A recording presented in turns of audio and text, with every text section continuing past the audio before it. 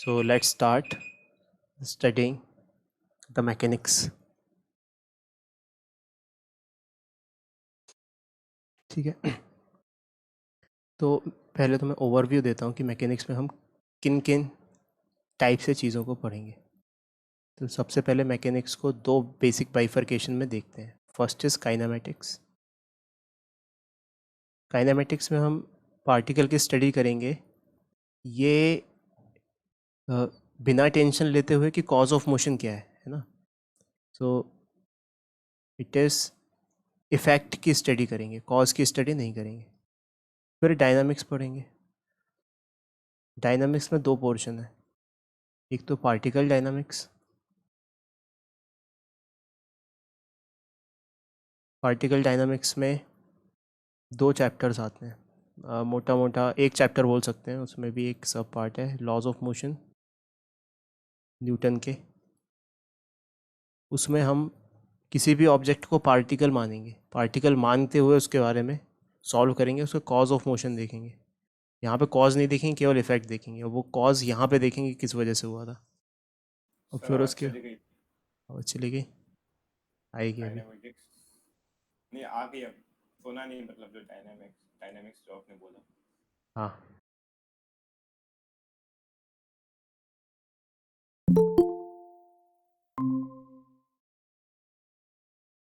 तो cause of motion देखेंगे हम डायनामिक्स में। सर काइनामेटिक्स में मैं केवल, हाँ नवीन। सर मैं फोन कर रहा था सर, आपने उठाया नहीं सर। मैं बार बार ज्वाइन कर रहा था हाँ हाँ, तो ऐसा बोल रहा fail to join meeting, fail. आधे घंटे से ट्राई कर रहा था। Oh my god. अब कैसे ज्वाइन हुए? मैंने एक बार फोन रीस्टार्ट कर लिया। अच्छा, अरे सॉरी, मैं क्या इसमें आ गया तो मोबाइल मेरा साइलेंट पे कहीं और रखा हुआ है। ठीक है, तो चलो अपन बस अभी पढ़ना शुरू जस्ट किए ही हैं कि हम अब मैकेनिक्स पे आ रहे हैं। अभी तक जो हमने देखा था वो टूलिंग देखी थी, vectors, basic maths, dimension analysis, error analysis, ये सब टूल्स थे कि हम कैसे फिजिक्स में लगाएंगे वो सब टूल्स। लेकिन अब क्या करना है, कॉन्सेप्चुअली हम मैकेनिक्स पढ़ेंगे। तो मैकेनिक्स में सबसे पहला पार्ट है काइनेमेटिक्स, जहाँ पर केवल इफेक्ट पढ़ेंगे अपन। इफेक्ट क्या है मोशन का, है ना, उसके कॉज में नहीं जाएंगे। और जो दूसरा पार्ट है मैकेनिक्स का, दैट इज़ डायनामिक्स। डायनामिक्स में अपन कॉज में जाएंगे, उतरेंगे गहराई में कि ये मोशन किस वजह से हुआ। ठीक है, तो काइनेमेटिक्स में केवल इफेक्ट पढ़ेंगे, जैसे एक्सीलरेशन एक इफेक्ट है, वेलोसिटी एक इफेक्ट है ना, डिस्प्लेसमेंट एक इफेक्ट है। इनको रिलेट करने वाली चीज़ों के बारे में पढ़ेंगे। यहाँ पे कॉज पढ़ेंगे, कौन एक्सीलरेशन क्रिएट कर रहा है, फोर्स। तो फोर्स के बारे में पढ़ेंगे। तो force and laws of motion इसमें एक चैप्टर होगा। एक चैप्टर दूसरा होगा वर्क, एनर्जी एंड पावर।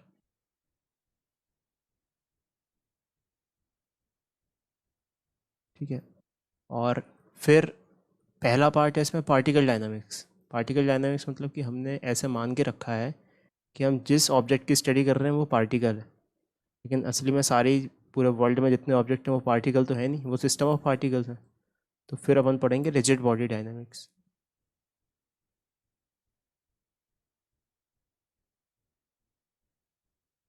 ठीक है, तो अभी ये सब तो इसके बारे में मत सोचो, अभी केवल अपन को काइनेमेटिक्स के बारे में सोचना है। So let's start with the kinematics.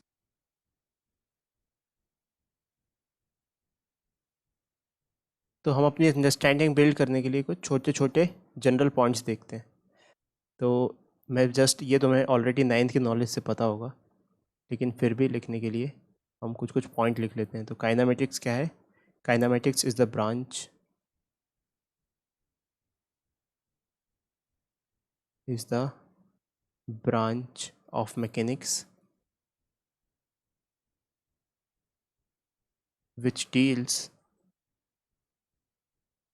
with the motion, with the motion regardless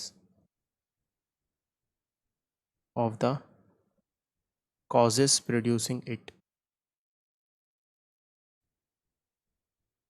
ठीक है, काइनेमेटिक्स वो ब्रांच है जो डील करती है इफ़ेक्ट ऑफ मोशन से। वो मोशन किस वजह से प्रोड्यूस हुआ इसकी गहराई में नहीं जाती, कॉज में नहीं जाती। ठीक है, तो हम इससे और डायनामिक्स क्या है, डायनामिक्स भी लिख लेते हैं यहाँ पे। Dynamics is the study of causes of motion. तो ये जस्ट जनरल नॉलेज दे रहे हैं। कोई अगर ये चीज़ तुम्हें याद नहीं रखनी है कि डायनामिक्स की डेफिनेशन रखते बैठ रहे हो या काइनेमेटिक्स की डेफिनेशन रखते हो, ऐसा कुछ नहीं है। अब नेक्स्ट कुछ जनरल पॉइंट्स देखते हैं मोशन के बारे में। इन सबको अप्रिशिएट करते जाना, और ये चीज़ हमारी अंडरस्टैंडिंग में जहाँ जहाँ पे भी आएगी क्वेश्चंस या प्रॉब्लम्स या सिचुएशंस के थ्रू, इन चीज़ को हमें वॉइड नहीं, मतलब कि गलत नहीं करना है ना। ये चीज़ें हमेशा हर मोशन के लिए वैलिड होती हैं। तो लिखो few general points of motion.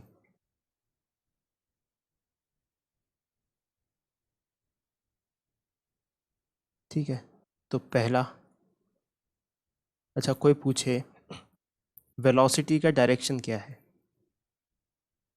तो हम कहेंगे जिस तरफ ऑब्जेक्ट जा रहा है वो उसका डायरेक्शन है। तो जैसे फॉर एग्जांपल एक ऑब्जेक्ट कुछ ऐसे ट्रैवल हुआ, उसका पाथ कुछ ऐसे ट्रेस किया अपन ने जब वो गया था, तो बोले जब वो यहाँ पर था तब कहाँ था उसका डायरेक्शन ऑफ मोशन, इस तरफ। जब यहाँ पे था तब डायरेक्शन ऑफ मोशन क्या था, इस तरफ।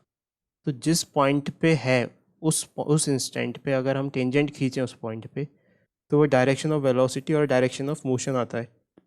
ठीक है, तो ये बात अपन ने समझ में आई। लेकिन एसिलरेशन का डायरेक्शन ज़रूरी नहीं है कि डायरेक्शन का मोशन हो। जैसे अभी क्या बात कही गई यहाँ पे, मैंने कहा कि direction of motion is equals to direction of velocity, लेकिन direction of acceleration need not be the direction of motion. जैसे फॉर एग्जांपल ऑब्जेक्ट को हमने ऊपर फेंका, ठीक है, तो ऐसे ऊपर गया, टॉप पे कहीं मैक्सिमम पॉइंट पे रीच हुआ, फिर वापस आ गया। ठीक है, तो जब मान लो सपोज वो यहाँ पर है, तब इसका डायरेक्शन ऑफ मोशन क्या है, डायरेक्शन ऑफ मोशन है इस तरफ ना, ये मोशन का डायरेक्शन है। और डायरेक्शन ऑफ एसिलरेशन क्या है, एसिलरेशन कौन सा एसिलरेशन लग रहा है इस पर जब ये फ्री फॉल कर रहा है, तो एसिलरेशन ड्यू टू ग्रेविटी। तो एसिलरेशन का डायरेक्शन नीचे साइड है ना, दैट इज जी। तो देखो डायरेक्शन का मोशन जरूरी नहीं है कि डायरेक्शन ऑफ एसिलरेशन के हमेशा बराबर ही हो, हमेशा अलाइनमेंट में हो। तो सेकंड पॉइंट क्या अपन को याद रखना है कि direction of motion need not be the direction of acceleration. Velocity का डायरेक्शन डायरेक्शन ऑफ मोशन है, हमेशा याद रखना है ये, लेकिन एसिलरेशन का डायरेक्शन डायरेक्शन ऑफ मोशन नहीं है। तो इस पॉइंट को हम लिखेंगे, ये पहला पॉइंट है हमारा, तो नोट करो इसको अच्छे से अपनी नोटबुक में।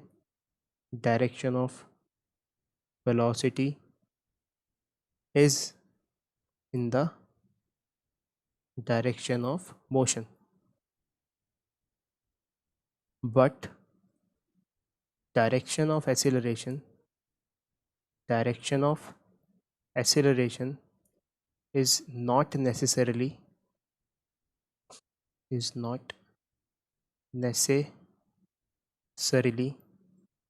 in the direction of motion। ठीक है, डायरेक्शन ऑफ एक्सेलरेशन किस वजह से होता है, direction of acceleration net force के डायरेक्शन में होता है। सो नेक्स्ट पॉइंट लिखो, direction of acceleration is in the direction of net force on the body for example, if we say that a body is moving due east में बह रही है, इसका मतलब it means its velocity is towards east, but direction of acceleration may not in the east direction. तो ये बात याद रहेगी, ये भूलोगे तो नहीं, कि अगर डायरेक्शन ऑफ मोशन मतलब जिस तरफ ऑब्जेक्ट चल रहा है या बॉडी चल रही है वो उसके डायरेक्शन की वेलोसिटी का डायरेक्शन है, लेकिन एक्सेलरेशन का डायरेक्शन ऐसा ज़रूरी नहीं है. ठीक है, ये पहला पॉइंट हो गया अपना. ठीक है, सेकंड, अच्छा अगर कोई तुमसे बोले कि motion in a straight line में मोशन हो रहा है, इसका क्या मतलब है? इसका मतलब है सीधे लाइन में चल रहा है ऑब्जेक्ट, है ना. क्या ये स्ट्रेट लाइन मोशन है? ऑब्जेक्ट ऐसा गया मान लो ना. क्या ये स्ट्रेट लाइन मोशन है? ऐसे गया और फिर वापस आ गया, तो हम कहेंगे हाँ ये स्ट्रेट लाइन है, क्योंकि वो स्ट्रेट लाइन में चल रहा है. ऐसे चला कोई तो वो स्ट्रेट लाइन है क्या? नहीं है. तो स्ट्रेट लाइन मोशन का मतलब है वन डायमेंशनल मोशन. ये जो मोशन है ये टू डायमेंशनल है, ये मोशन है ये भी टू डायमेंशनल है, लेकिन ये जो मोशन है ये केवल वन डायमेंशनल है. तो अगर कोई बोले motion in straight line, that means it is one dimensional motion. Three dimensional motion क्या होता है? थ्री डायमेंशनल मोशन कि इस प्लेन में चल रहा है और प्लेन से निकल के बाहर भी आ गया. ठीक है, आउट ऑफ द प्लेन भी आ गया, तो वो थ्री डायमेंशनल मोशन होता है. तो बस हमें अभी फ़िलहाल के लिए ये समझना है कि motion is a straight line is called one dimensional motion. So motion in a straight line is called one dimensional motion.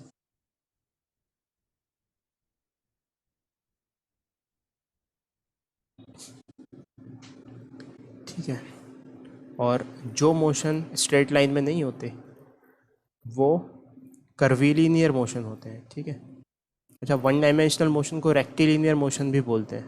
This is also called rectilinear motion. Third point लिखो, motion which is not one dimensional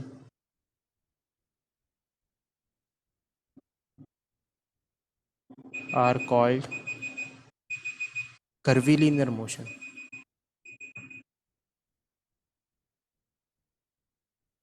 Example, circular motion and projectile motion. Circular motion अपने नाम से ही बता रहा है कि circle में होने वाले मोशन को सर्कुलर मोशन बोलते हैं. ठीक है, तो ये सर्कुलर मोशन ऐसा. प्रोजेक्टाइल मोशन, हमने किसी चीज़ को प्रोजेक्ट किया अर्थ की ग्रेविटी में. जैसे ये ग्राउंड का सरफेस है, यहाँ से बॉल फेंकी ऐसी, तो वो कैसी जाएगी? ऐसी जाएगी. तो ये टू डायमेंशनल मोशन है ना, projectile motion. This is circular motion and this is projectile motion. या बिल्डिंग पे खड़े हैं और यहाँ से बॉल फेंक दी, तो कैसी जाएगी? ऐसी जाएगी. तो ये किस टाइप का मोशन है? ये टू डायमेंशनल मोशन है, दैट इज़ प्रोजेक्टाइल मोशन. नाम से अपने आप को सजेस्ट कर रहा हो, प्रोजेक्ट करना, किसी चीज़ को फेंकना. ठीक है, अच्छा डायरेक्शन ऑफ वेलोसिटी टेंजेंशियल होती है उसके पाथ के उस पॉइंट पे, तो ये पॉइंट भी अच्छे से नोट कर लेते हैं. सो फोर्थ पॉइंट लिखो, direction of velocity at any point on a curvilinear path is tangential to the path. ठीक है, लेकिन एक्सेलरेशन की ऐसी कोई कंडीशन नहीं है ना, क्योंकि एक्सेलरेशन तो किसी और डायरेक्शन में भी हो सकता है. तो आगे लिखो, but with the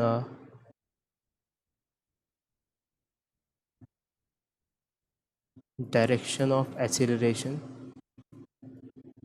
there is no such condition. ठीक है,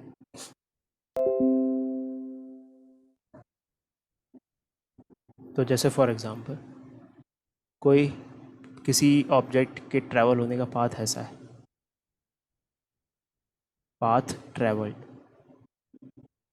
तो जब वो इस पॉइंट पे था यहाँ पे, तब उसके वेलोसिटी का डायरेक्शन 100%, अगर वो इस तरफ जा रहा था, ट्रैवल हुआ है इधर, तो 100% उसका डायरेक्शन इससे, इस पे जो भी टेंजेंट खींचेंगे अपन कर्व पे, उसके अलॉन्ग होगा, है ना। तो वेलोसिटी का डायरेक्शन इस पॉइंट पे इस तरफ है, लेकिन एक्सीलरेशन का किसी और डायरेक्शन में भी हो सकता है, it can be in this direction also, है ना। तो ये बात अपन को याद रखनी है, ठीक है। अब इस चीज़ को गहराई से समझने के लिए एक कॉन्सेप्ट देखते हैं कि मान लो किसी पॉइंट पर वेलोसिटी का डायरेक्शन है इस तरफ, ठीक है भाई, और एक्सीलरेशन का डायरेक्शन है कुछ रैंडम थीटा एंगल पर वेलोसिटी के साथ। तो अगर अपन एक्सेलरेशन को रिजॉल्व करें वेलोसिटी के अलॉन्ग, तो एक कंपोनेंट तो वेलोसिटी के अलॉन्ग आ जाएगा। What is this? This is a cos theta, और एक आ जाएगा वेलोसिटी से परपेंडिकुलर, हो जाएगा ए साइन थीटा।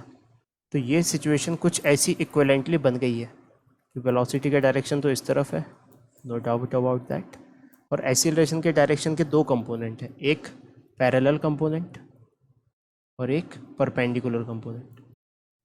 पैरेलल कंपोनेंट की वैल्यू है ए कॉस थीटा और परपेंडिकुलर कंपोनेंट की वैल्यू है ए साइन थीटा। अच्छा, जो ये पैरेलल कंपोनेंट है ये क्या कर रहा है, ये स्पीड को बढ़ा रहा है। एक्सीलरेशन और वेलोसिटी अगर सेम डायरेक्शन में हो गए तो स्पीड बढ़ेगी, ये बात समझ में आ रही है। और अगर ये वाला कंपोनेंट लेट्स से कुछ ऐसी सिचुएशन हो जाती, वेलोसिटी इस तरफ है और एक्सीलरेशन इस तरफ हो जाता, ठीक है। अब क्या, जब हम इसके कंपोनेंट लेते एक्सीलरेशन के, तो पैरेलल कंपोनेंट तो वेलोसिटी के अपोजिट आ जाता, परपेंडिकुलर कंपोनेंट तो परपेंडिकुलर ही रहता। इस केस में क्या होता, इस केस में वेलोसिटी और एक्सीलरेशन अपोजिट डायरेक्शन में, तो यहाँ पे स्पीड कम होती, स्पीड डिक्रीजेस। यहाँ पे क्या हो रहा है, यहाँ पे स्पीड इंक्रीजेस। तो इस चीज़ को अपन ऐसा समझ सकते हैं फाइनली कि अगर, अच्छा तीसरी सिचुएशन भी देख लेते हैं। पहली सिचुएशन क्या थी कि एंगल थीटा था, एक्यूट था पहला, this was our first situation where angle theta is acute. This was our second situation where theta is obtuse. और तीसरा कि एग्जैक्टली पर 90 डिग्री पे हो जाए वेलोसिटी और एक्सेलरेशन। तो अब अगर एग्जैक्टली 90 डिग्री पे हो गए तीसरी सिचुएशन, तब इसका कोई पैरेलल कंपोनेंट ही नहीं आ रहा, मतलब जो स्पीड को कम या ज़्यादा कर सके, तो यहाँ पे स्पीड डज नॉट चेंज। तो हमें उस पॉइंट पे, उस मोमेंट पे देखना है कि एक्सेलरेशन और वेलोसिटी के बीच का एंगल क्या है, ठीक है। तो इसको हम शब्दों में नोट कर लेते हैं, ये नोट्स बनाते जाओ, ये सब तो हमें बहुत रिवाइज करना पड़ेगा।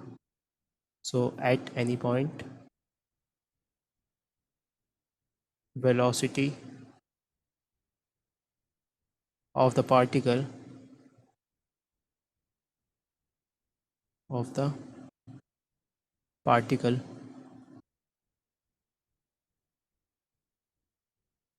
is tangential to the path, tangential to the path, but acceleration is making angle theta, but acceleration is making angle theta with velocity, ठीक है। इसमें पहला point, if theta is acute, theta is acute का क्या मतलब, 0 degree से लेके 90 degree तक है, then speed increases, then speed increases, ठीक है। Second, if theta is obtuse, obtuse मतलब 90 डिग्री से लेके 180 डिग्री तक, then speed decreases. Third, if theta is equals to 90 degree, then speed neither increases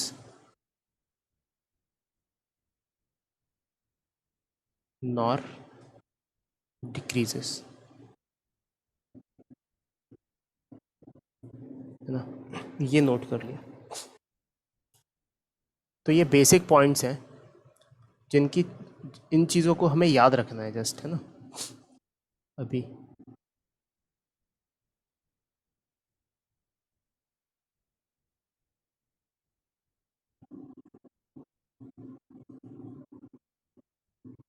अच्छा, वेलोसिटी एक वेक्टर है तो उसको वेक्टोरिकली भी रिप्रेजेंट कर सकते हैं। तो एक क्वेश्चन पे मूव करते हैं अपन। तो write down question, velocity of a particle at some instant is v is equals to 3i cap plus 4j cap plus 5k cap meter per second, ठीक है? So find the speed of this particle, find the speed of the particle at this instant. इस instant पे हमें speed बतानी है। अब इसका answer बताओ नवींद्र एंड अक्षत दोनों।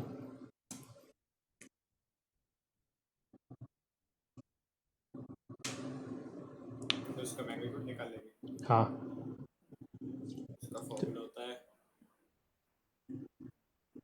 Speed is nothing but velocity का मैग्नीट्यूड, और मैग्नीट्यूड का फॉर्मूला क्या होता है? A square plus B square plus C square का under root, 3 square plus 4 square plus 5 square का अंडर रूट।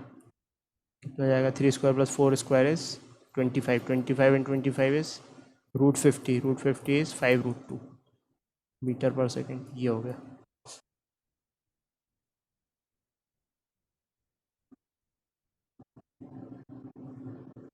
एक और question, a lift is ascending with decreasing speed.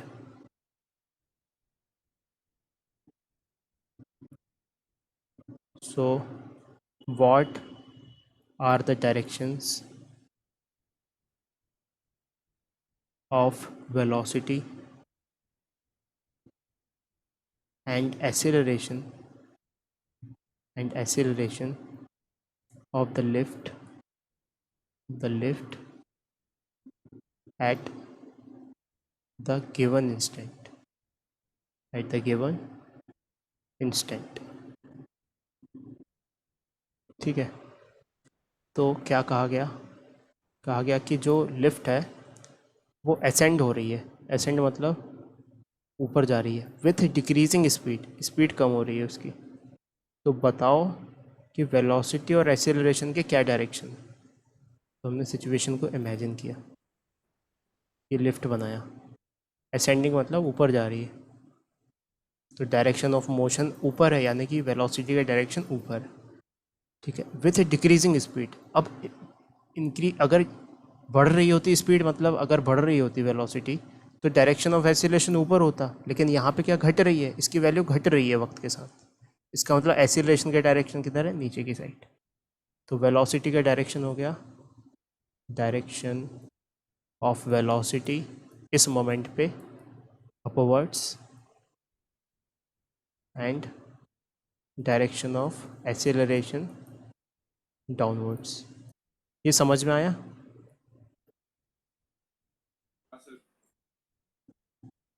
अच्छा, ऐसा लिखा होता है जैसे कि lift is ascending with increasing speed, तब क्या आंसर होता? तो सेम डायरेक्शन में। तो फिर दोनों ऊपर आ जाते हैं, हाँ? तो ये अपन समझ गए। अब नेक्स्ट टॉपिक पे मूव करते हैं, क्लासिफिकेशन ऑफ मोशन।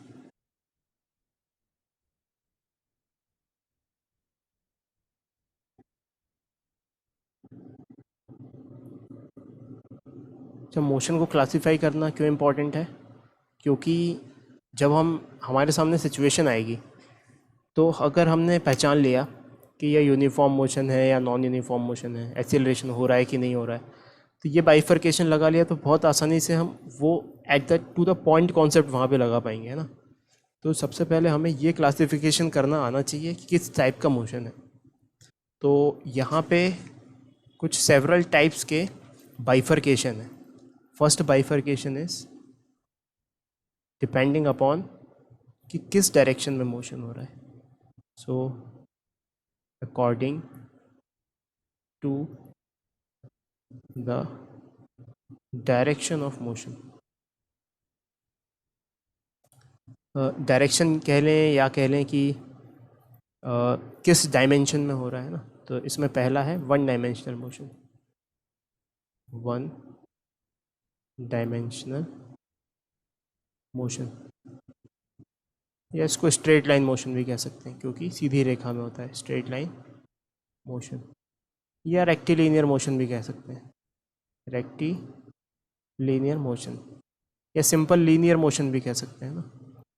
तो कुल मिला के वन डायमेंशनल, एक डायमेंशन में चल रहा है, ठीक है। Second, two dimensional motion.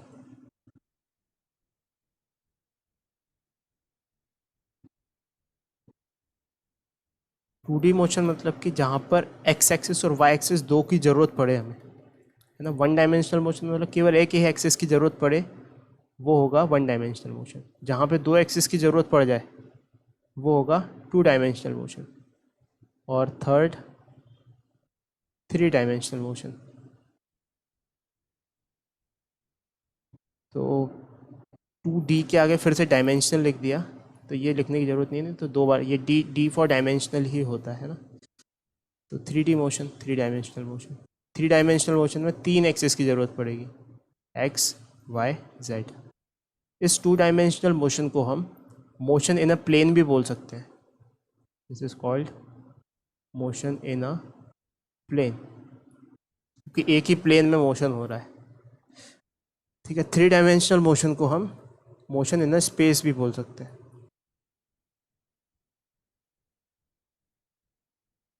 तो हम क्या करने वाले हैं, किस तरीके से हमारी पढ़ाई करने वाले हैं कि हम पहले तो वन डायमेंशनल मोशन को समझेंगे कि वन डायमेंशनल मोशन के एट्रीब्यूट्स कैसे लिखें, और टू डायमेंशनल क्या है। Two dimensional is nothing but two one dimensions, तो उसको हम मल्टीप्लाई कर देंगे दो डायमेंशन में।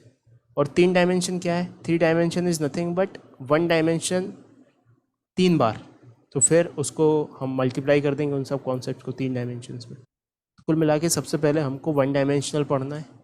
वन डायमेंशनल पढ़ने के बाद हमें उसे रेप्लिकेट करना है टू डायमेंशन में और थ्री डायमेंशन में। तो आधा 50 से 60% काम तो यही हो जाएगा, ठीक है। वन डायमेंशनल पढ़ लिया तो कॉन्सेप्ट यहाँ भी वही लिखने, लेकिन जस्ट ये ध्यान में रखते हुए कि दो अलग अलग डायमेंशंस में लिखने, ठीक है। यहाँ पे एक नोट करके लिख लो, in one dimensional motion particle or a body, particle or a body moves in a straight line, moves in a straight line. In two-dimensional motion,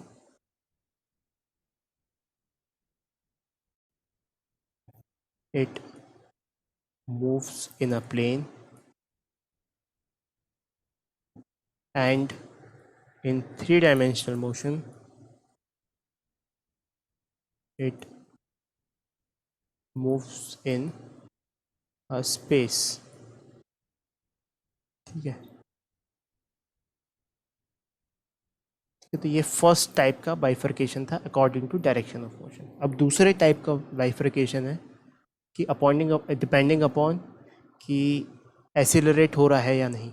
so second bifurcation is depending upon कि accelerated है या नहीं, depending upon accelerated और not. तो पहला uniform motion, uniform motion में क्या होता है, एक्सेलरेशन नहीं होता है, so acceleration is 0 and velocity remains constant. Velocity constant रहती है, चलते जा रही सेम ही वेलोसिटी से। तो uniform motion is nothing but Sidhi line में चलने वाला मोशन। ठीक है। दूसरा non uniform motion.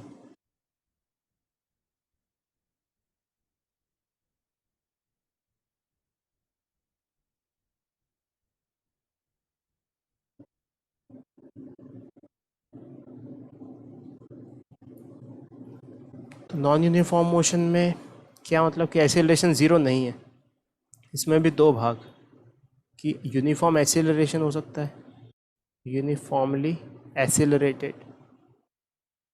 Uniformly accelerated मतलब कि एक्सेलरेशन कांस्टेंट है।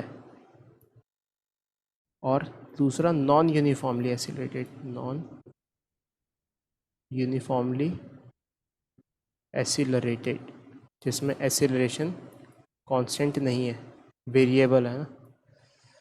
ठीक है, तो ये हमको याद रखना है।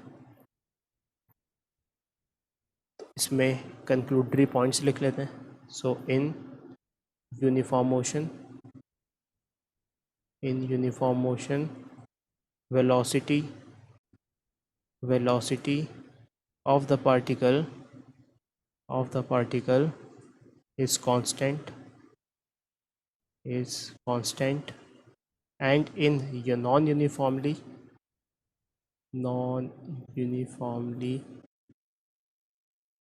accelerated motion, acceleration of the particle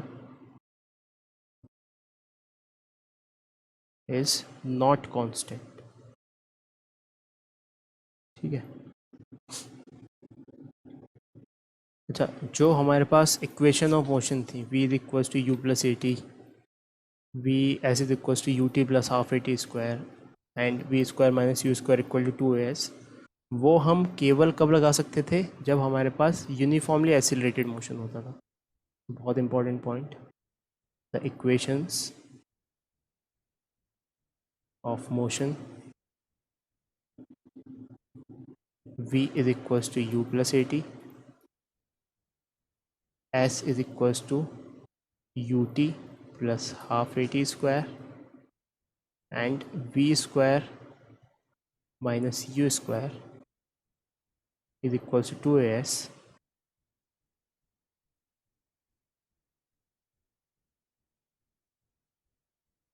are applicable only when acceleration is constant। ठीक है। if acceleration is constant, या इसी को बोलते हैं अपन दूसरे शब्दों में uniformly accelerated, uniform acceleration. so if acceleration is not uniform, that is acceleration is not constant, then we cannot use above equation, then we cannot use above equations। ठीक है। अच्छा, तो फिर क्या यूज़ करें, then we have to use elementary differential equations involving v, u and v, a and s। और वो equations क्या हैं, वेलोसिटी की बेसिक डेफिनेशन है ds बाई डी टी। ठीक है। एक्सेलरेशन की बेसिक इक्वेशन क्या है, D we by D T. ये यूज़ कर सकते हैं। ठीक है। This can be used anywhere, कभी भी, चाहे एक्सेलरेशन कांस्टेंट हो चाहे नहीं हो, दिस कैन बी यूज्ड। तो हमें ये बेसिक डेफिनेशंस याद रखनी है वेलोसिटी और एक्सेलरेशन की। ठीक है। अब इन दोनों को हम क्या कर सकते हैं, देखना, इन दोनों से मिलके एक और इक्वेशन बना सकते हैं, तो उसको भी यहीं पे लिख लेते हैं ताकि याद रहे वो। तो हमने क्या किया, हमने v इस इक्वेशन को पहली वाली को दूसरी वाली से डिवाइड कर दिया, तो 1 डिवाइडेड बाय 2, तो velocity upon acceleration is equals to ds by D T divided by dv by D T. ठीक है, तो ये डिवाइड है तो ये मल्टीप्लाई होकर उल्टा लिखा जाएगा, so it will be ds by D T multiplied by dt by dv। तो ये यहाँ से ये कट गया, सो एक्सीलरेशन क्या निकल के आ गया, एक्सीलरेशन एक तरफ गया, बची हुई चीज़ दूसरी तरफ आई। स्टेप बाय स्टेप ही लिख लेते हैं ताकि कन्फ्यूजन ना हो। तो अगली स्टेप में हमने लिखा है इसको v by A is equals to ds by D T, ds by D V, क्योंकि डी टी तो कट गया। अच्छा, एक और चीज़ में जो बहुत ज़्यादा ज्ञानी लोग इस वीडियो को देख रहे हैं वो ये समझ रहे होंगे कि ये डी टी से डी टी ऐसे कटता नहीं है ना, ये एक अप्रॉक्सीमेट मेथड है जिससे ये कटता है। तो यहाँ पे डी टी को हमने डेल्टा टी माना है तब काटा है, but it can B rearranged. ठीक है, टेक्निकली सही है, लेकिन ऐसे उड़ाते नहीं अपन, क्योंकि D s by D T ऐसे दो अलग अलग चीज़ें नहीं हैं। This is nothing but D by D T of S, ये एक ऑपरेटर है, ऑपरेटर से ऑपरेटर नहीं उड़ जाता है ना। तो लेकिन ये चीज़ सही है टेक्निकली, अगर हमें इसका आइडिया नहीं है तो डी से डी टी काट दिया और ऐसे बोल दिया जस्ट, है ना। तो वो जब हम मैथमेटिक्स पढ़ेंगे, मैथमेटिक्स में डिफरेंशिएशन इंटीग्रेशन पढ़ेंगे 12th में, तब क्लियर होगा। अभी फ़िलहाल के लिए तुम बस इतना समझ जाओ कि डी टी से डी टी कट गया। ठीक है, तो हमने नेक्स्ट स्टेप में क्या लिख दिया, v by A is equal to d s by D v. तो एक्सीलरेशन को इस तरफ लेके आए, तो acceleration is v d we by d x, not d x, d S.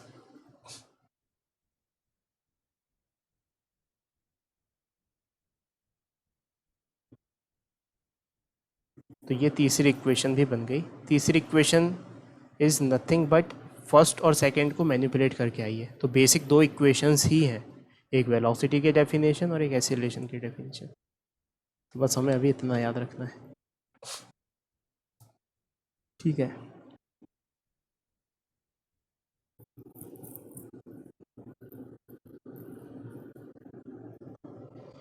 ठीक है। अब एक नोट करके लिखो, कहीं पे ऐसा लिखा हुआ है वेलोसिटी इज़ कांस्टेंट।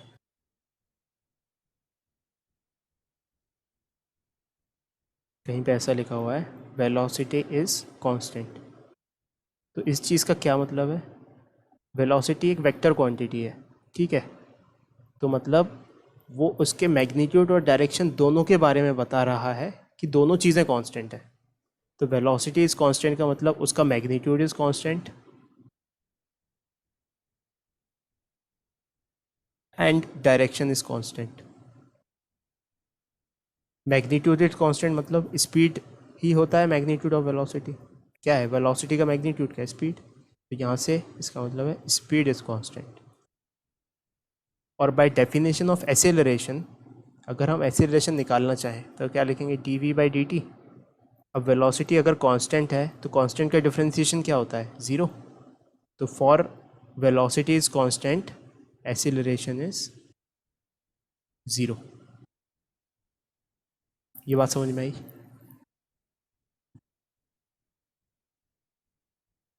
अब लेकिन कोई बोले अगर जैसे स्पीड इज कांस्टेंट,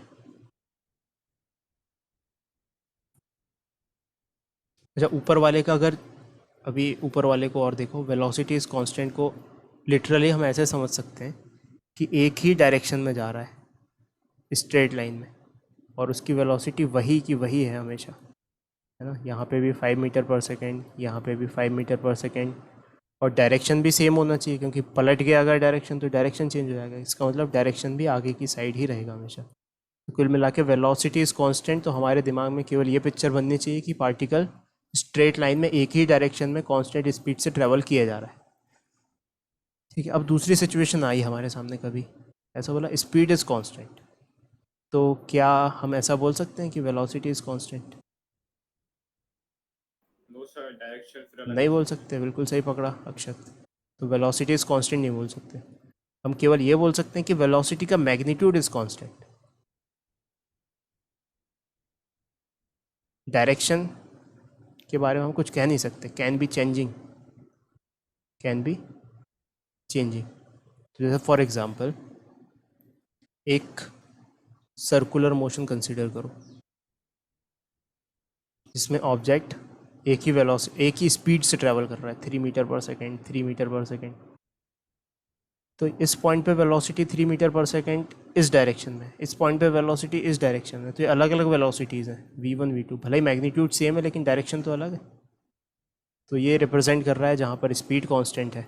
अच्छा, यहाँ पे स्पीड कांस्टेंट थी क्या? हाँ थी, डायरेक्शन भी कांस्टेंट था यहाँ, लेकिन यहाँ पे स्पीड कांस्टेंट है, डायरेक्शन कांस्टेंट नहीं है। Direction is not constant. ठीक है, तो अब बताओ ज़रा, इस वाली सिचुएशन में एक्सेलरेशन कांस्टेंट होगा क्या? तो वेलोसिटी चेंज हो रही है, भले ही उसका मैग्नीट्यूड चेंज नहीं हो रहा, लेकिन डायरेक्शन तो चेंज हो रहा है ना, ओवरऑल डायरेक्शन चेंज हो रहा है। एक्सेलरेशन को अपन कैसे लिखते हैं? dv/dt। क्या अब ये कांस्टेंट है? अब ये कांस्टेंट नहीं है, this is not constant, this is varying. यहाँ पे कुछ और है वेलोसिटी, यहाँ कुछ और है। स्पीड सेम है लेकिन वेलोसिटी तो अलग है ना। वेलोसिटी तो दो चीज़ों से मिलके बनी है, मैग्नीट्यूड और डायरेक्शन। तो डायरेक्शन और मैग्नीट्यूड में से एक भी चीज़ चेंज कर दी तो वेलोसिटी चेंज हो जाएगी, तो यहाँ पे डायरेक्शन चेंज है। तो अगर ये वेरिंग है, कांस्टेंट नहीं है, तो इसका मतलब acceleration is not zero. Acceleration zero नहीं है इस केस में, यहाँ पे एक्सीलरेट हो रहा है ऑब्जेक्ट। बात समझ में आ रही है? Yes sir. तो इस केस में एक्सीलरेशन इज़ नॉट ज़ीरो। तो यहाँ पे लिखेंगे वेलोसिटी, अगर ऐसा कहीं पे लिखा गया कि स्पीड इज़ कांस्टेंट, तो वेलोसिटी का magnitude is constant and velocity का direction can be changing and acceleration may not be zero. ऐसे कंक्लूड करेंगे यहाँ पे। ठीक है, नोट करते जाओ ये बातें। फिर आ जाते हैं अपन एक क्वेश्चन पे। So give 2 examples of 2 dimensional motion.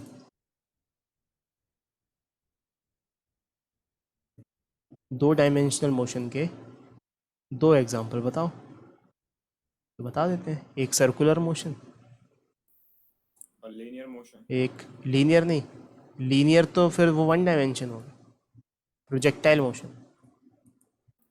हाँ। तो एक सर्कुलर मोशन और एक प्रोजेक्टाइल। प्रोजेक्टाइल में हम एक्स और वाई एक्सिस बनाए, यहाँ से बॉल को फेंका तो कैसी जाएगी? वो ऐसी जाएगी। अगर इस डायरेक्शन में फेंका है यहाँ पे, तो ग्राउंड पे है ना, तो दिस इज प्रोजेक्टाइल मोशन। तो यहाँ पे हमें 2 एक्सिस बनानी पड़ेंगी इसके रिप्रेजेंटेशन के लिए। एक एक्सिस से काम नहीं चल पाएगा, अगर एक एक्सिस से काम चल जाता तो हम बोलते 1 डायमेंशनल मोशन। ये हो गया, ठीक है।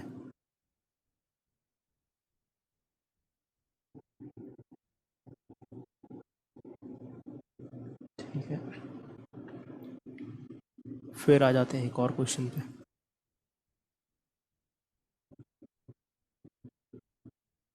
Velocity of a particle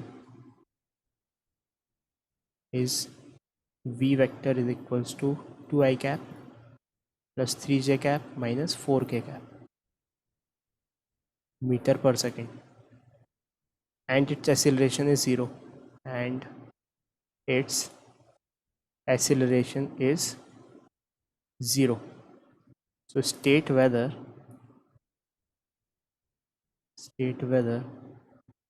it is 1 dimensional, 2 dimensional or 3 dimensional motion। किस टाइप का मोशन है ये?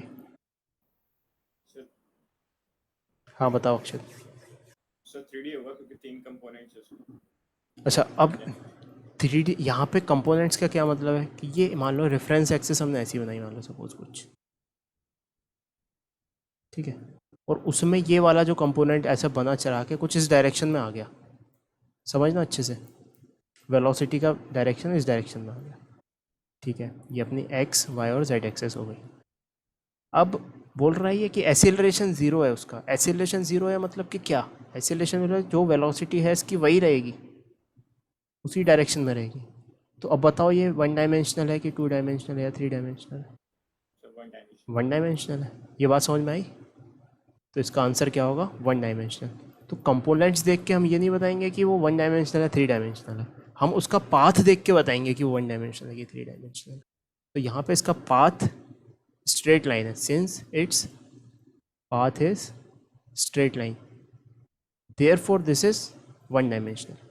ये बात समझ में आई? अगर इसका एक्सेलरेशन कुछ होता फिर अपन देखते कि भाई वो कैसे मूव कर रहा है, किस डायरेक्शन में मूव कर रहा है, ठीक है। नवींद्र, समझ में आया ये वाला एग्जांपल?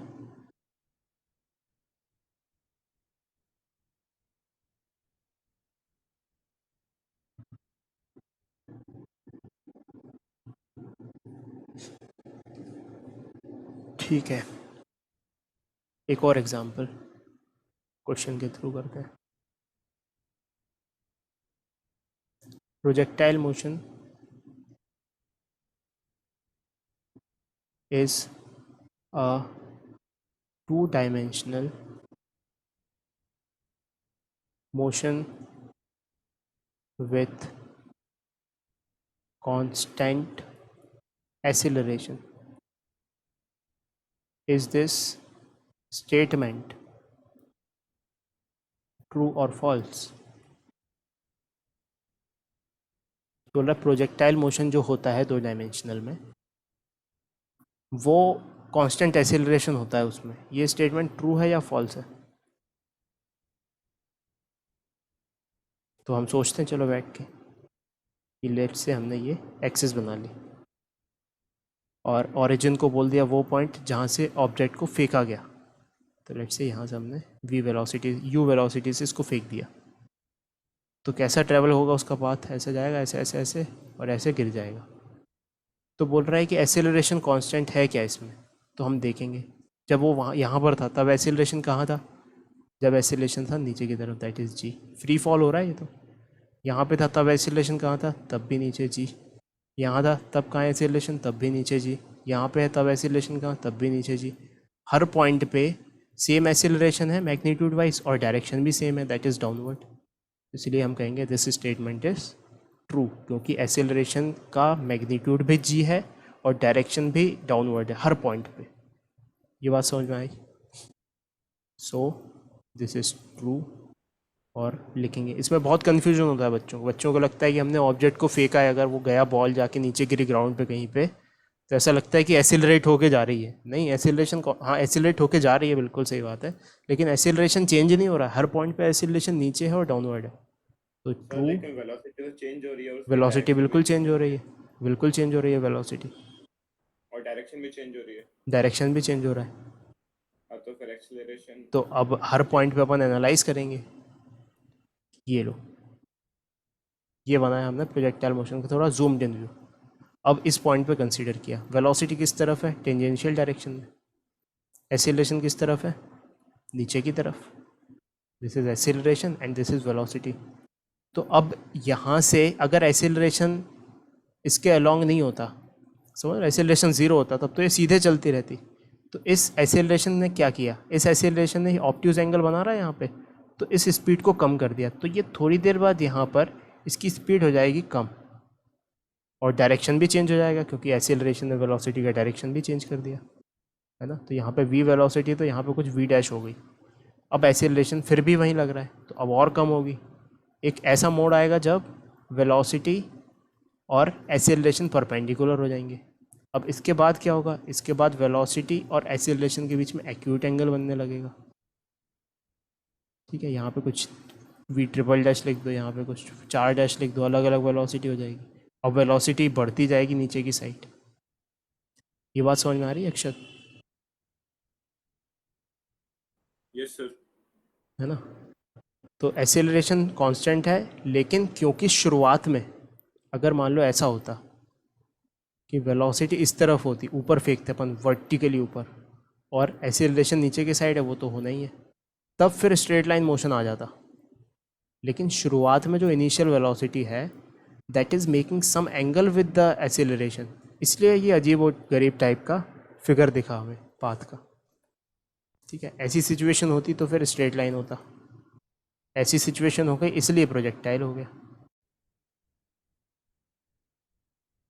ठीक है, तो इसमें लिखेंगे हम ट्रू और स्टेटमेंट यहाँ लिख लेते हैं। ट्रू के बाद यहाँ पे आगे लिखना because at every point magnitude of g is same and direction of g is downward। ठीक है,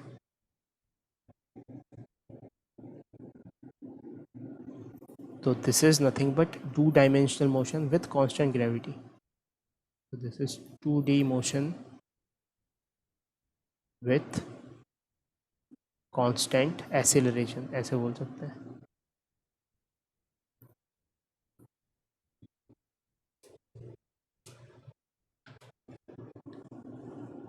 ठीक है,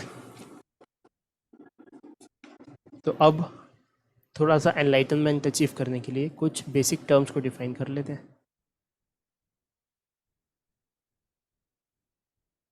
सो some basic definitions.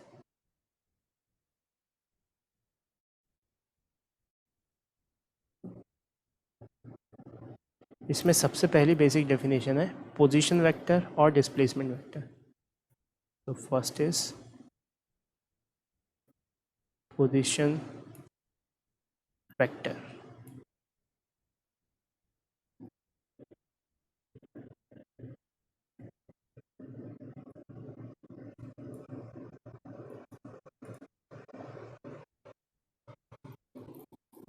And displacement vector. तो अब हमें क्या करना है, पोजीशन वेक्टर डिफाइन करना है। तो कार्टेशियन प्लेन बनाना पड़ेगा। ये बन गया कार्टेशियन प्लेन। फिलहाल के लिए हम एक्स और वाई एक्सिस 2 डायमेंशनल के लिए ही इसको देख रहे हैं, लेकिन it can be replicated to 3 dimension. उसमें बस एक जे कैप के कैप और आ जाएगा, है ना। तो लेट्स से चलो 3 डायमेंशन का ही बना लेते हैं।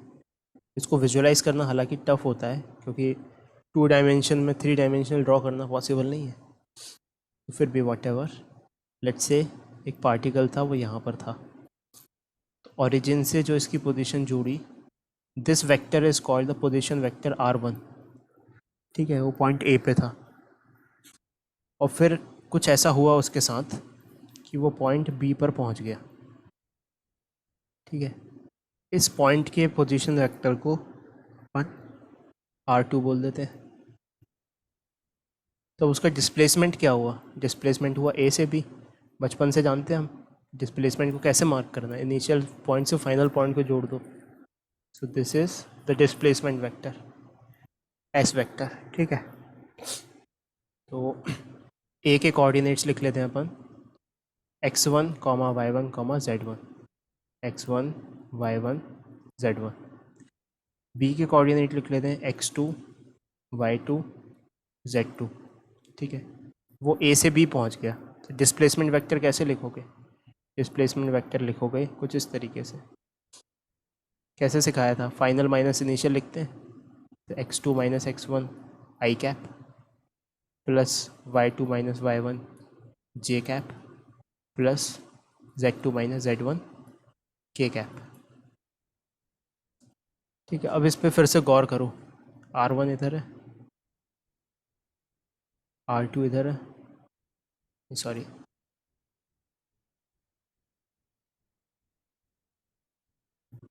R2 इधर है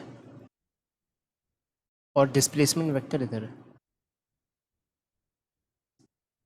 तो इसकी गहराई से समझो इस चीज़ को।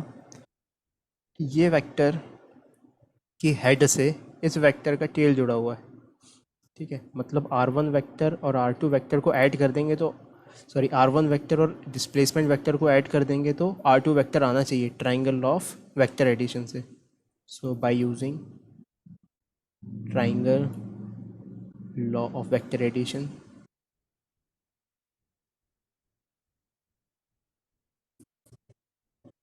r1 vector plus s vector is equals to r2 vector. तो यहाँ से हमने डिस्प्लेसमेंट वेक्टर को क्या लिख दिया, r2 vector minus r1 vector. और वो तो ऐसे भी लिख दिया था, है ना, x2 minus x1। r2 vector क्या है, r2 vector is nothing but x2 i cap plus y2 j cap plus z2 k cap. r1 vector क्या है, x1 i cap plus x2 not x2 y1 j cap plus z1 k cap. तो r2 minus r1 क्या लिखेंगे, r2 minus r1 vector वो होगा x2 minus x1 minus x1 i cap plus y2 minus y1 j cap plus z2 minus z1 k cap. वही चीज़ आ गई।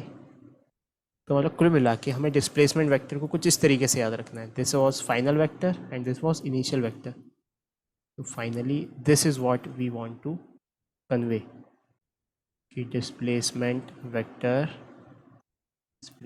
Vector is equals to final position vector minus initial position vector. इसमें गलती की कोई गुंजाइश नहीं होनी चाहिए। इसको अपन ने रट लिया, बहुत ऑब्वियस सी बात है ये, है ना।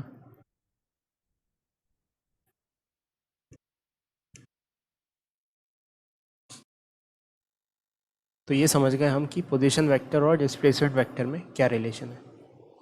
ठीक है, अब देखते हैं कि डिस्टेंस और डिस्प्लेसमेंट में क्या रिलेशन है। ये तो बच्चे को पता है वैसी बात तो, लेकिन just for the sake of completion मैं फिर से तुम्हें बताऊंगा। सो नेक्स्ट लिखो,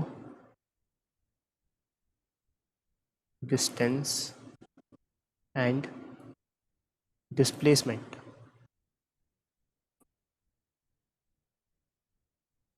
तो डिस्टेंस एक स्केलर क्वांटिटी है, सबसे पहली बात तो ये समझ गए हम। डिस्प्लेसमेंट एक वेक्टर क्वांटिटी है। तो डिस्प्लेसमेंट का जो डायरेक्शन है वो तो हमने ऐसे देख लिया, final position minus initial position कर देंगे तो उसका डायरेक्शन निकल के आ जाएगा, है ना। या दूसरी भाषा में, जैसे फॉर एग्जांपल एक सिचुएशन लेते हैं, एक पॉइंट ए था, दूसरा पॉइंट बी था, ए से बी कोई गया, अब वो कैसे गया, वो ऐसे गया, मान लो सपोज ऐसे गया, ठीक है। तो लेंथ ऑफ जो एक्चुअल पाथ है, अगर एक्चुअल पाथ से इंच टेप लेके जहाँ जहाँ उसने पैर रखे हैं पूरा लाइन बना के इंच टेप से पूरा एक्चुअल पाथ का हम मेजर ले लें, तो वो चीज़ होगी डिस्प्लेसमेंट, सॉरी वो चीज़ होगी डिस्टेंस, ठीक है। और डिस्प्लेसमेंट होगा इनिशियल से फाइनल पॉइंट को जोड़ दिया जाए, और किस तरफ जोड़ना है, दो पॉसिबिलिटी है, या तो इस तरफ या तो इस तरफ, तो फाइनल पॉइंट की तरफ, उसको बोलते हैं displacement. So distance is nothing but, यहाँ पे लिख देते हैं, length of actual path traveled and displacement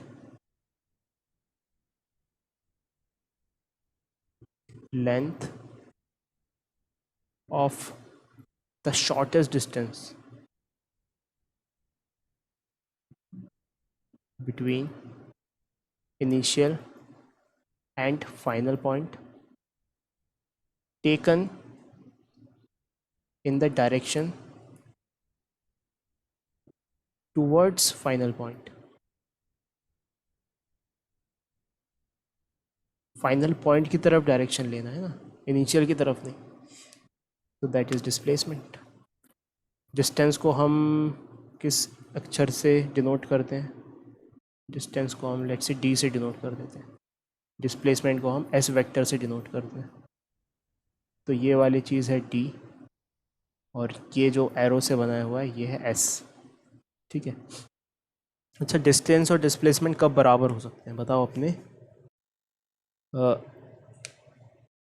experience से बताओ कि डिस्टेंस और डिस्प्लेसमेंट कब बराबर हो सकते हैं। सर जब क्या बोलते हैं एक स्ट्रेट लाइन में कोई ऑब्जेक्ट ट्रेवल कर रहा हो हाँ, तो डिस्टेंस और सिर्फ उसी डायरेक्शन में जाए। और एक ही डायरेक्शन में रहे, है ना, तो बिल्कुल सही बात है।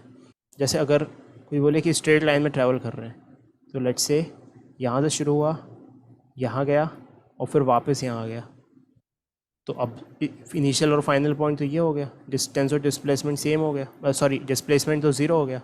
डिस्टेंस तो है कुछ लेकिन डिस्प्लेसमेंट ज़ीरो है। तो हमेशा याद रखना है कि डिस्प्लेसमेंट और डिस्टेंस तभी बराबर हो सकते हैं कि जब स्ट्रेट लाइन में हो और साथ ही साथ डायरेक्शन चेंज ना हो रहा हो। ठीक है, तो अगर यही इनिशियल और फाइनल पॉइंट है तब डिस्प्लेसमेंट तो हो गया ज़ीरो, डिस्टेंस हो गया 2ab, तो बराबर नहीं हुए, तो एक ही डायरेक्शन में होना चाहिए। तो यहाँ नोट करके लिखेंगे अपन, if a particle moves in a straight line without change in its direction, without change in its direction, the magnitude of displacement, the magnitude of displacement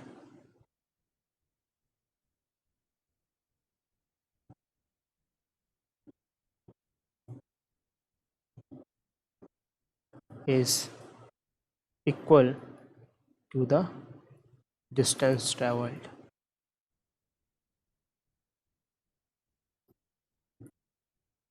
In all other cases,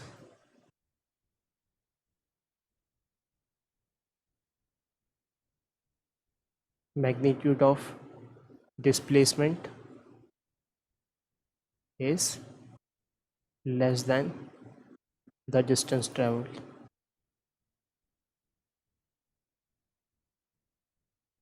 तो mathematically हम ऐसे लिख सकते हैं कि जो displacement का magnitude है that is always less than or equal to the distance traveled. ठीक है, इक्वालिटी कब होल्ड करेगी, इक्वालिटी होल्ड्स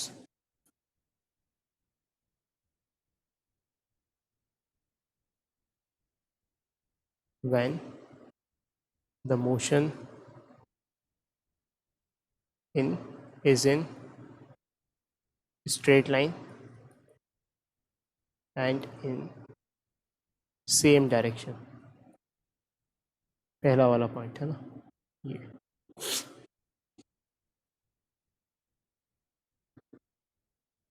तो ये समझ गए हम डिस्टेंस और डिस्प्लेसमेंट का चक्कर।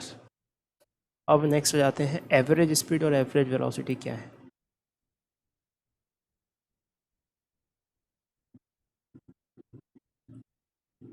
Average speed and average velocity.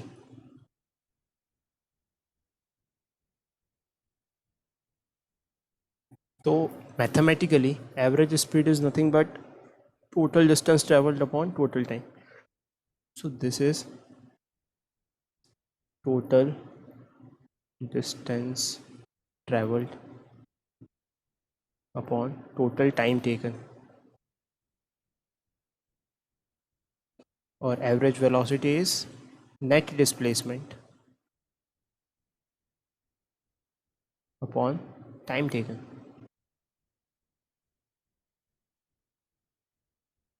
ठीक है, तो इसको शब्दों में लिख लेते हैं और क्या। The average speed of a particle in a given time interval is defined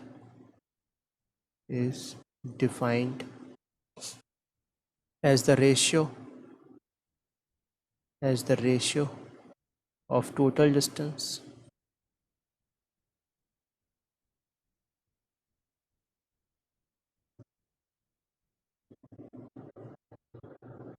traveled to the total time taken, ठीक है, and average velocity, the average velocity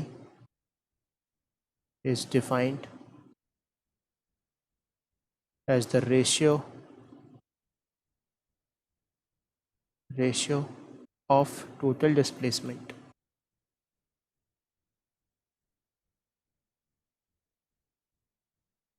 to the total time taken.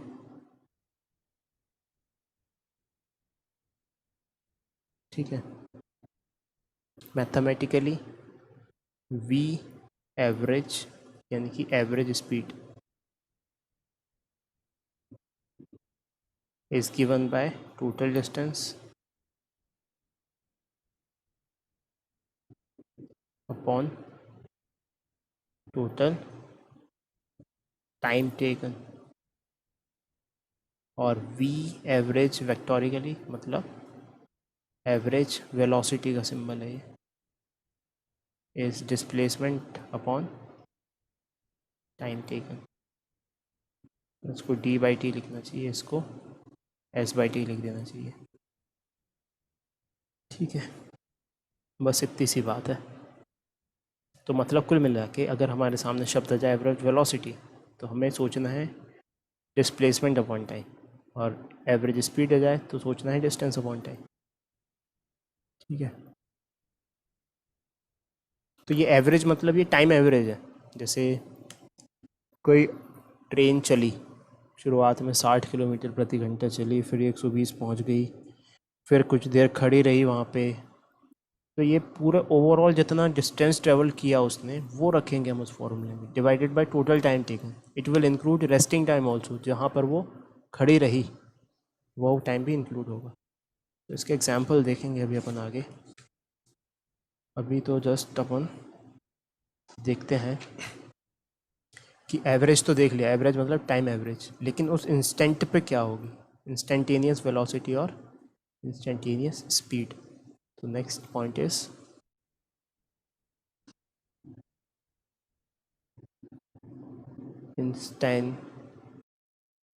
instantaneous velocity and instantaneous speed. तो नाम से अपने आप को justify कर रहे हैं. फिजिक्स में आधे से ज़्यादा चीज़ों का मतलब लिटरल ही होगा. इंस्टेंटेनियस वेलोसिटी मतलब कि उस मोमेंट पे क्या वेलोसिटी है ना. इंस्टेंटेनियस स्पीड मतलब कि उस मोमेंट पे क्या स्पीड है. तो सबसे पहले इंस्टेंटेनियस वेलोसिटी को लिख लेते हैं. Instantaneous velocity is nothing but ds/dt. ये याद रखना है हमें. ठीक है, अब ये कैसे आती है इसको समझते हैं ज़रा सा. तो पहले इसकी डेफिनेशन लिख लेते हैं. पहले लिखो instantaneous velocity is defined as v instantaneous, या सिंपली v भी लिख सकते हैं. ठीक है, इट इज़ डिफाइंड एज, अच्छा एवरेज वेलोसिटी क्या थी, एवरेज वेलोसिटी थी डिस्प्लेसमेंट अपॉन टाइम. तो डिस्प्लेसमेंट कितना हुआ डिवाइडेड बाय टाइम कितना लगा. अब इंस्टेंट में श्रिंक करना है, इसका मतलब हमें उस टाइम की वैल्यू को लगभग ज़ीरो पहुंचा देना है. And by definition this is ds/dt. हमें फाइनली क्या याद रखना है, instantaneous velocity is defined as ds/dt. ठीक है, अच्छा इंस्टेंटेनियस वेलोसिटी और इंस्टेंटेनियस स्पीड दोनों सेम डायरेक्शन में होंगी, इसमें कोई संदेह नहीं है ना. अच्छा स्पीड का तो कोई डायरेक्शन नहीं होता, मैग्नीट्यूड सेम होगा. तो इंस्टेंटेनियस वेलोसिटी का magnitude is instantaneous speed. So instantaneous speed is nothing but magnitude of instantaneous velocity. ऐसे लिखे कोई, तो ऐसे equals to v instantaneous velocity का मैग्नीट्यूड या ds/dt का मैग्नीट्यूड, ये इंस्टेंटेनियस स्पीड है। ठीक है,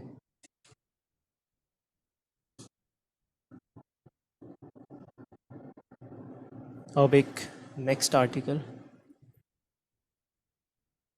क्वेश्चन कर लेते हैं उससे पहले।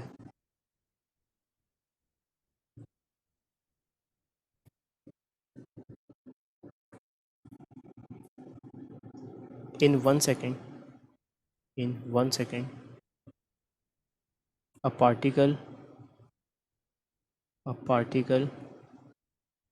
goes from point A to B moving in a semicircle,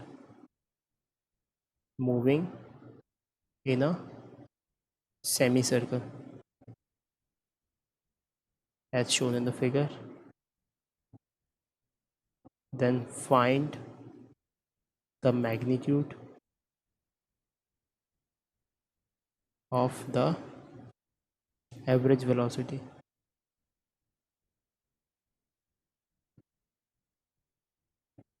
ठीक है, तो अच्छे से गौर से देखा इसको, क्या बोला है, 1 सेकेंड में a particle goes from point A to B. जब फिगर भी तो बना लें इसका, तो सेमी सर्कल में ये पॉइंट ए से बी गया, पॉइंट ए था, ये पॉइंट बी था, ऐसे ये गया।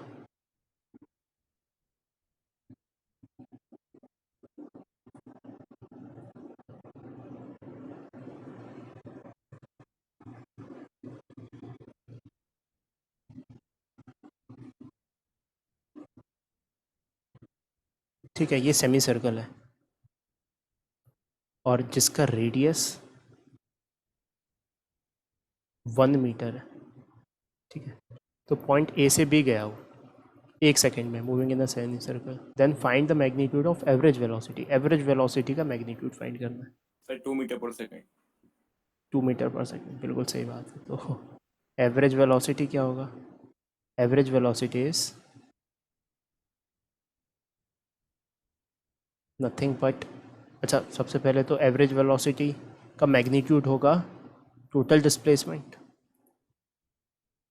Upon time taken. तो अब डिस्प्लेसमेंट क्या है? डिस्प्लेसमेंट है इसका यहाँ से लेके यहाँ तक, दैट इज़ 2 मीटर्स। तो ये 2 मीटर्स, और टाइम कितना लगा? 1 सेकेंड्स। तो 1 ये आ गया 2 मीटर पर सेकेंड। तो जस्ट मैग्नीट्यूड आया। डायरेक्शन कैसे लिखेंगे? Average velocity is 2 meter per second and direction is from A to B. ये ऐसे रिपोर्ट कर देंगे, लेकिन उसने केवल मैग्नीट्यूड पूछा था, तो आंसर यही है। अच्छा, अगर एवरेज स्पीड पूछता, समझना,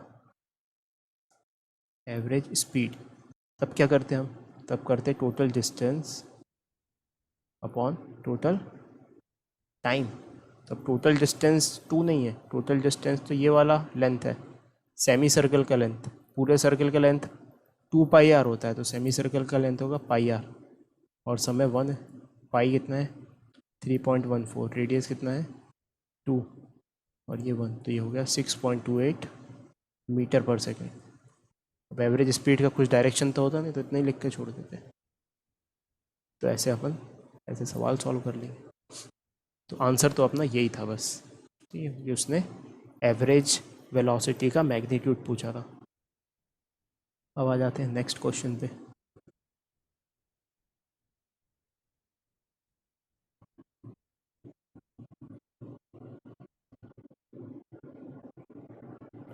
A table is given below of a particle moving along x-axis. In the table,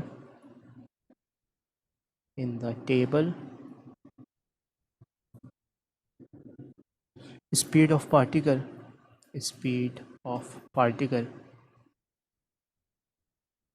at different time intervals is shown. is shown. Then find total distance traveled. Find total distance traveled and its average speed. And its average speed. Table कुछ इस प्रकार है. Time interval is given in seconds, or speed of particle is given in meter per second. तो पहला time interval है 0 से 2 seconds तक, वहाँ पे उसकी स्पीड रही 2 मीटर पर सेकेंड. दूसरा टाइम इंटरवल है 2 से 5 सेकेंड, वहाँ पे उसकी स्पीड रही 3 मीटर पर सेकेंड. तीसरा टाइम इंटरवल है 5 से 10 सेकेंड्स, वहाँ पे उसकी स्पीड रही 4 metre per second. And last time interval है 10 से 15 सेकेंड्स, जहाँ पे उसकी स्पीड रही 2 मीटर पर सेकेंड. तो हमें बताना है कि उसकी टोटल डिस्टेंस कितना ट्रैवल किया, और ये भी बताना है कि एवरेज स्पीड क्या रही. तो स्टैटिस्टिक्स जैसा क्वेश्चन हो गया ये, है ना. तो बहुत आसान सा सवाल है. तो सॉल्यूशन क्या, डिस्टेंस ट्रैवल्ड भी यही बना डालते हैं अपन. एक लाइन खींच देते हैं, दिस इज डिस्टेंस ट्रैवल्ड. तो सबसे पहले तो टोटल कितने सेकंड से बात की गई है, 0 से लेके 15 सेकंड तक. तो टोटल टाइम तो हमें पता है, टोटल टाइम इज़ 15 सेकंड्स. अब डिस्टेंस निकालना है तो एक एक इंटरवल का निकाल लेते हैं. 0 से 2 सेकंड्स में इन 2 सेकंड्स में 2 की स्पीड से ट्रैवल किया, तो टोटल कितना डिस्टेंस ट्रैवल किया, 2 × 2 4 मीटर्स. फिर 2 से 5 इन 3 सेकंड्स में 3 की स्पीड से ट्रैवल किया, यानी कि 9 मीटर, 3 × 3. फिर अगले 5 सेकंड्स में 5 से 10 5 सेकंड्स में 4 की स्पीड से ट्रैवल किया, तो 4 5 ज़ा 20 मीटर्स.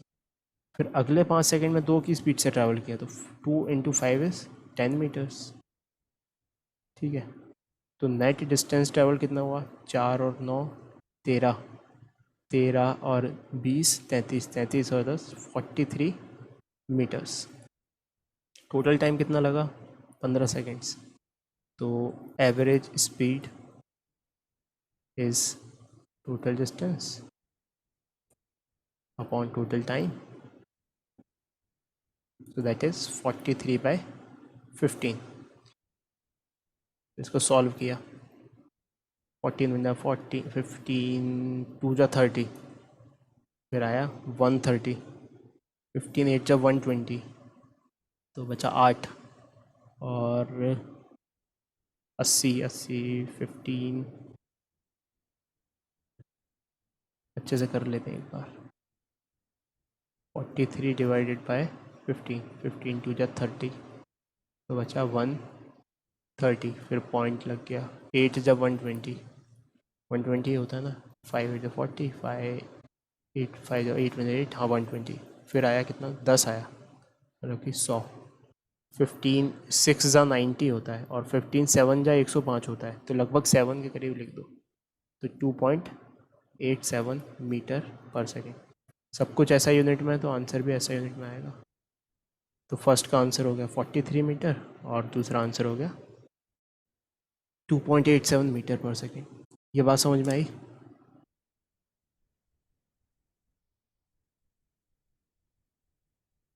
नोट कर लो इसको.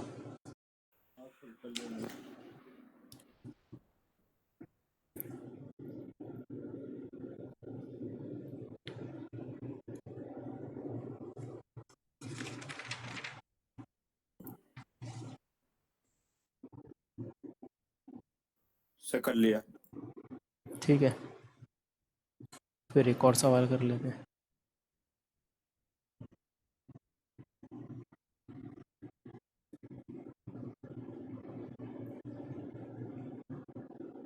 A particle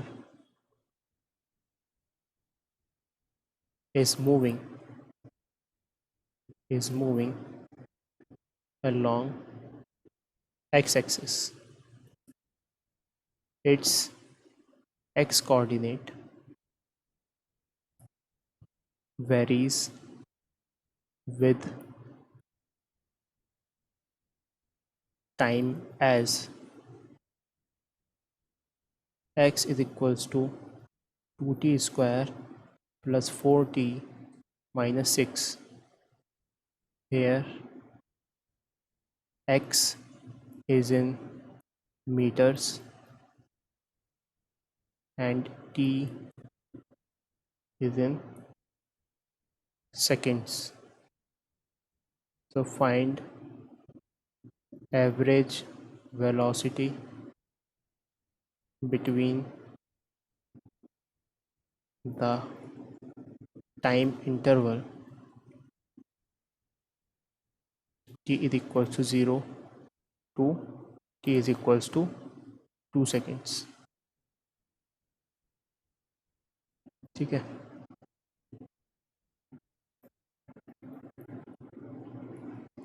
तो क्या दिया हुआ है, पढ़ो क्वेश्चन को word by word. A particle is moving along x axis. X axis के अलोंग पार्टिकल मूव कर रही है, बन गई हमारी एक्स एक्सिस. ठीक है. It's x coordinate varies as time with this. ये एक इक्वेशन दी हुई है जहाँ पे इसके एक्स कोऑर्डिनेट को डिफाइन किया गया है. ठीक है, तो लेट्स से ये ओरिजिन था जहाँ पे एक्स इक्वल टू 0 है. Here x is in meters, x meter में है और टाइम जो है वो सेकेंड्स में है, टी. ठीक है भाई, तो इसका मतलब टाइम के साथ एक्स का वेरिएशन दिया हुआ है. तो हमें क्या बताना है, find average velocity between time t equal to 0 and t is equal to 2 seconds. तो जब टी इज इक्वल टू 0 है तब एक्स कितना होगा देख लेते हैं. तब एक्स ऐसे 0 लिख देते हैं. 0 का मतलब कि समय 0 पर एक्स की वैल्यू कितनी है. तो टी 2 इंटू 0 का स्क्वायर प्लस 4 इंटू 0 माइनस 6.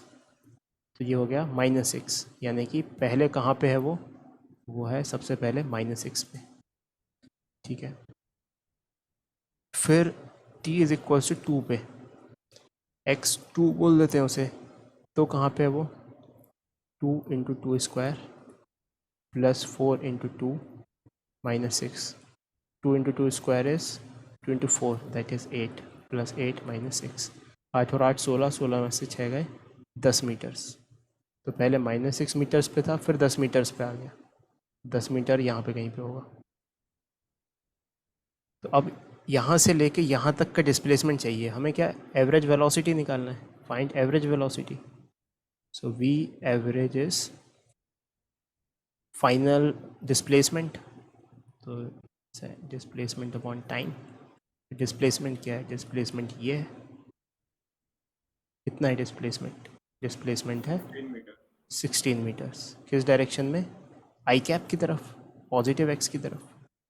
इसको लिखेंगे 16 meter i cap divided by time taken. 0 से लेके ये 0 सेकेंड पे बात है, टी इक्वल टू 0, और ये बात है टी इक्वल टू 2 सेकेंड्स पे. इसका मतलब ये आ जाएगा 2 सेकेंड्स. तो ये आया अपने पास 8 metre per second I cap. This is the average velocity. ये बात समझ में आई.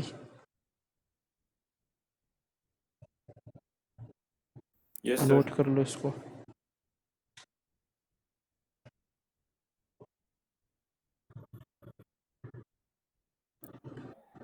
ठीक है, इसके बाद अपन मूव करते हैं. थोड़ा सा ऊपर 1 मिनट बस, एक हाँ लाइन. हाँ,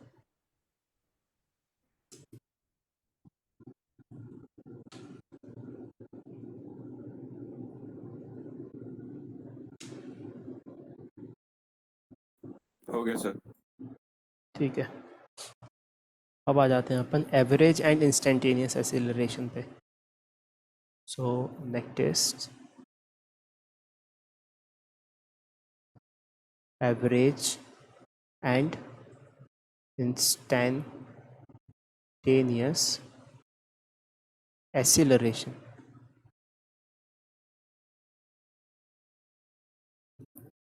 So by definition, average acceleration is change in velocity upon time taken. So लिखते हैं हम इसको, average acceleration is defined as the ratio of change in velocity, that is delta V, that is nothing but V final minus V initial, ये change in velocity है, to the time interval delta t in which the change occurred. ठीक है, in which the change occur. ठीक है, तो कहने का मतलब hence A average, A बना रहा हूँ, O पकड़ रहा है, A average acceleration is defined as change in velocity divided by time taken. Change in velocity is nothing but V final minus V initial upon delta t. ये चीज़ हमें याद रखनी है. ठीक है, अब इंस्टेंटेनियस वेलोसिटी क्या होती है? इंस्टेंटेनियस वेलोसिटी जब ये टाइम ज़ीरो को श्रिंक हो जाए, है ना. So the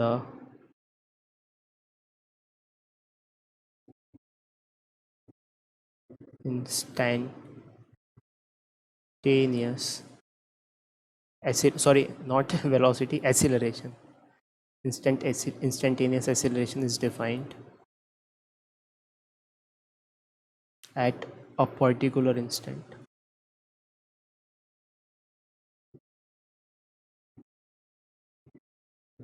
and is given by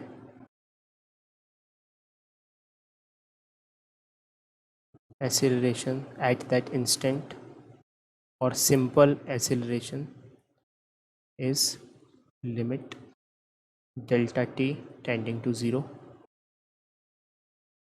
अच्छे से लिख दिया जाए इसे.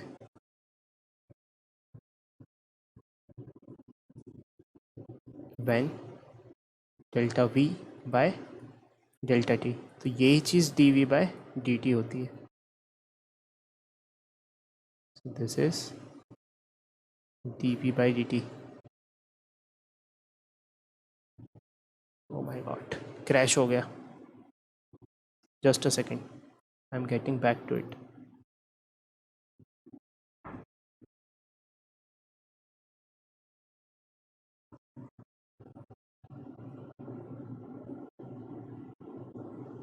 आ गया.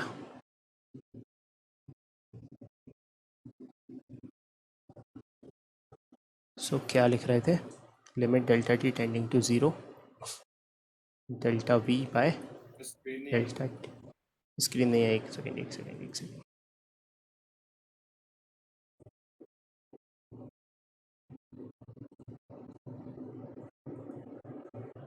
अब आई स्क्रीन? हाँ सर, आ गई.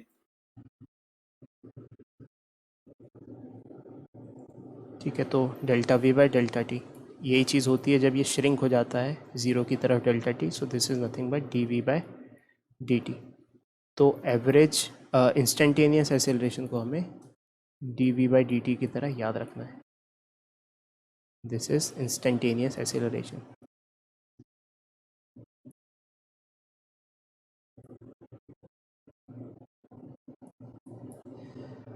ठीक है,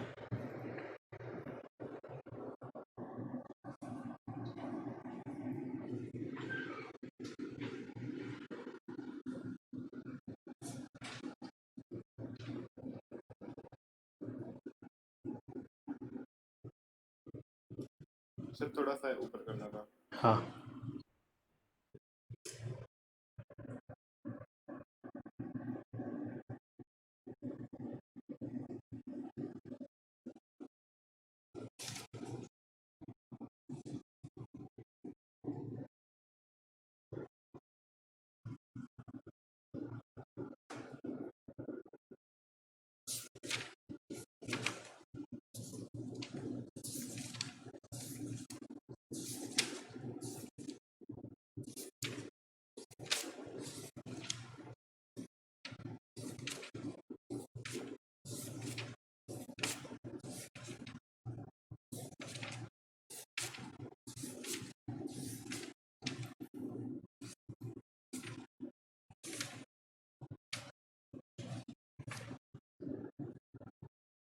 सर हो गया। हो गया। तो अब एक क्वेश्चन करते हैं इसके बेसिस पे।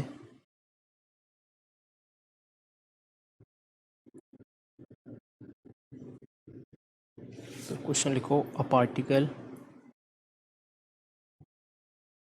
Is moving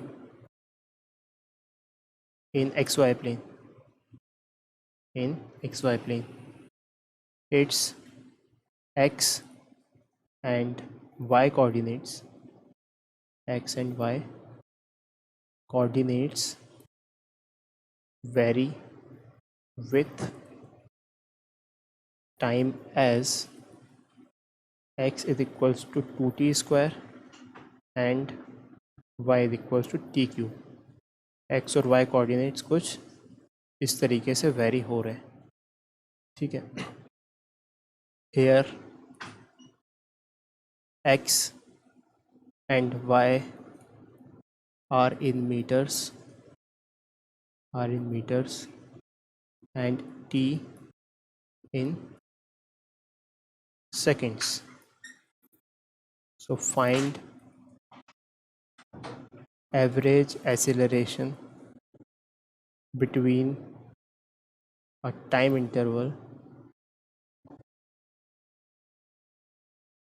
from t is equals to 0 seconds to t is equals to 2 seconds, ठीक है। तो एक हमें कंडीशन दी हुई है कि पार्टिकल घूम रहा है, मूव कर रहा है एक्स वाई प्लेन में, ठीक है। It's x and y coordinates vary with time as, x coordinate इस तरीके से वेरी कर रहा है और वाई कोऑर्डिनेट इस तरीके से वेरी कर रहा है, ठीक है भाई। तो हम ओवरऑल इक्वेशन इसकी कुछ ऐसे लिख सकते हैं, देखना, जो पोजीशन वेक्टर है that can be written as x i cap plus y j cap. X क्या है यहाँ पे, एक्स है 2t square, 2t square i cap plus t cube j cap, तो ये लिख दिया, ठीक है भाई। अब बोल रहा है वो कि find average acceleration between time interval from t is equals to 0 से t is equals to 2 seconds. तो अब सोचा बैठ के कि एवरेज एक्सीलरेशन क्या होता है। Average acceleration is change in velocity that is v final minus v initial divided by time taken. तो टाइम टेकन तो 2 सेकेंड्स है, उसकी तो कोई दिक्कत नहीं है। वेलोसिटी को निकालने के लिए हमें वेलोसिटी का फंक्शन चाहिए, पोजीशन को डिफरेंशिएट करते हैं तो वेलोसिटी आती है। तो velocity is what, velocity is dr by dt।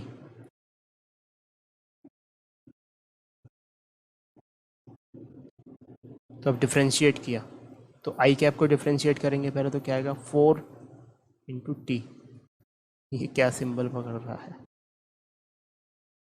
4 into T I cap, ठीक है। ये हो गई इसकी एक्स डायरेक्शन में वेलोसिटी, प्लस 3t स्क्वायर जे कैप। ये समझ में आया ये स्टेप कैसे किया, कुछ नहीं, इसको डिफरेंशिएट कर रहे हैं जस्ट।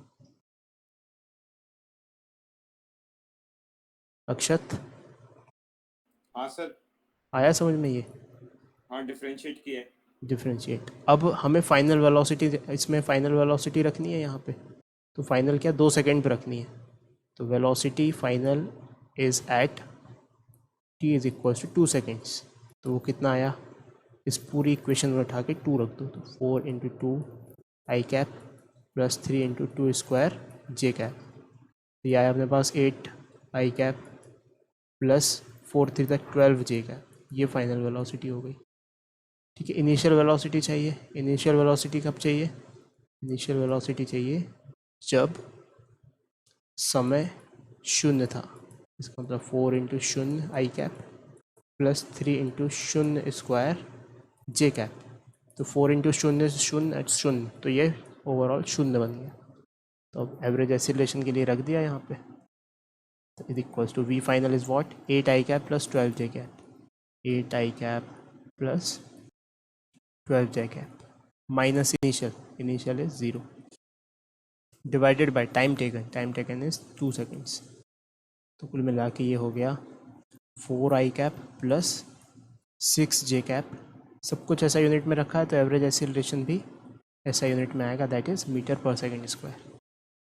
ठीक है, तो इंस्टेंटेनियस एवरेज एक्सीलरेशन ये हो गया, बस आंसर हो गया ये।